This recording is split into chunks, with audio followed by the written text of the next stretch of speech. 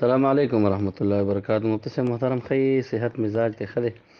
حضرت د دې مسالې لږ حل وکړه، بیا ماته لږ راولېږه واپس واتساپ کوي. صحیح ده جی.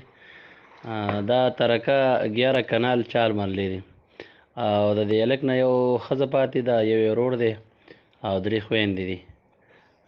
نو اسان طریقې سره حل وکړئ، واپس یې ماته واتساپ کوي جی. خوشحاله اوسئ. وعلیکم السلام ورحمت الله وبرکاتو. روزانه تاسو دا سوال را لګلې دي.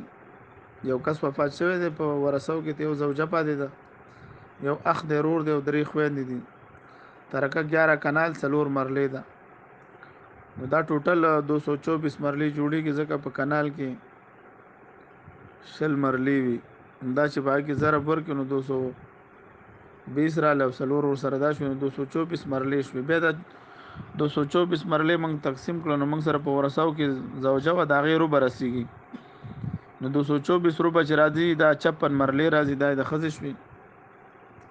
باقی خويندې یو ورور دی او 3 خويندې دي، نو دوی عصبه ګرځېدلې دي، ځکه د میت دغه نشته دی، اصول او فروع نشته دی، نو دوی د وخت عصبه وګرځېدل. نو د عصبتوب د وجې د بقایا مال دا نور بټول دوی ته ملاويږي. نو دوی چې موږ ورکړل نو 67 مرلې اشاریه 2 وش په تمرلې اشاریه 2 دا ضرور ورسېدي، او 33 مرلې اشاریه 6 د هر یو خور ورسېدي.